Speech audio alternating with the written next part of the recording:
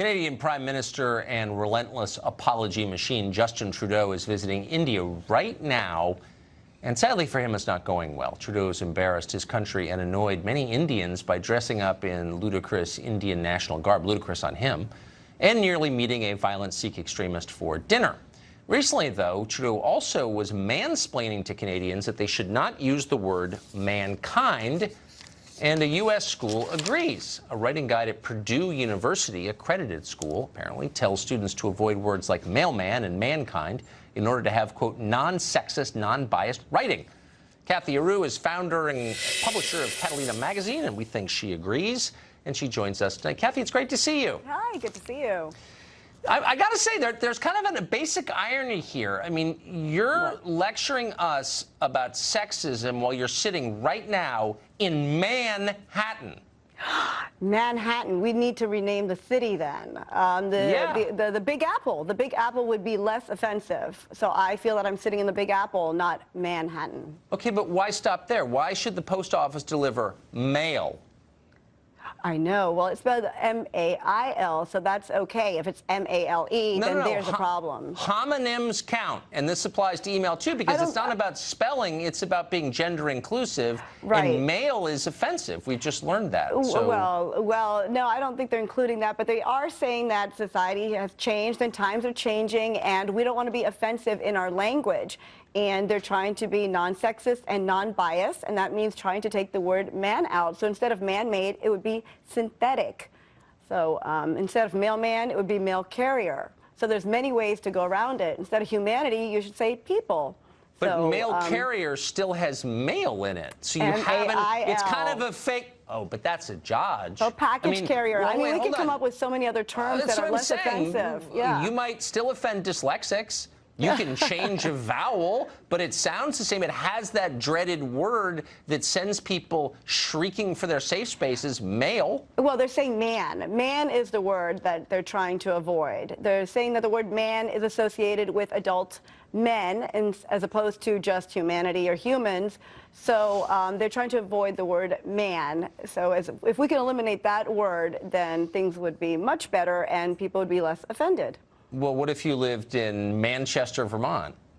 Well, they might have to change the name of the city if people agree with Purdue University. And Purdue University found that things need to be updated, and they updated their writing guide to take out these words that apparently are offending certain groups of people.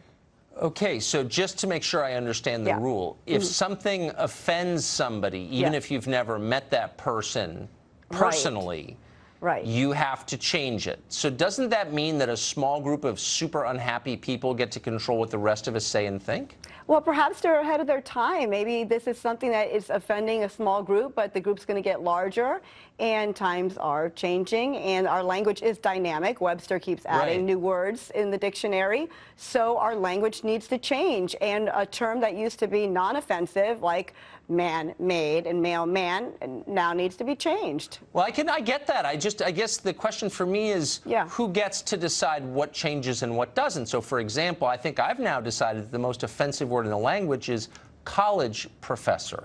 Oh. Okay? Because to me that connotes dumbness and misuse of power and tenure, right? And mediocrity.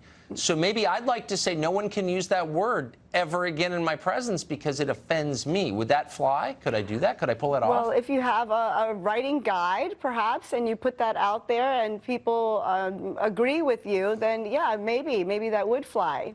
But Purdue University did find a group that agreed with them, and the university backed them up, and there you have it. They have a writing guide that now is going to teach us how to not offend. But do you think they have the guts? I mean, it's one thing to bully the little rich kids who go to your school, because, like, what do they know? But do you think they have the guts? This is the heart of America. Yeah, no, of course. But if you're paying, like, 60 grand or whatever it is for, like, the fake diploma you get, you know, and you're not working, obviously you have privilege by definition, no matter who's paying for it. But but it's easy to boss them around. Do you think they would have the guts to go to Goldman Sachs in New York and say, change your name now or else? They probably wouldn't shop there. They probably wouldn't shop there because well, if they were shopping at Goldman Sachs, they might come up short. Because it's a bank. Because the name man is adult male, and yeah, we need to change it. Like woman, I mean, has the word man in there, so just call us a person. Uh-huh. So gold person sacks, would that be better? I think so. I'm less offended, yes.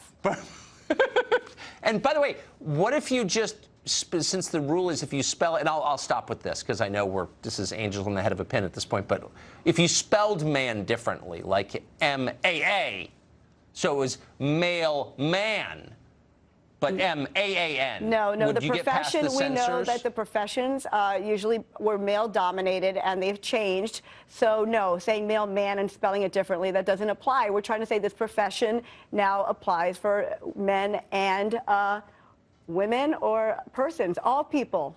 No Wait, man but isn't needed. there a man? No man hold on, needed. isn't there a man in the word woman? Call me a person. I'd be less offended. No need for Wow. woman. Okay. Yeah. In the end, the revolution always eats itself, as we often point out. Kathy, thank you for that guided tour of the Lunar regions. Appreciate it.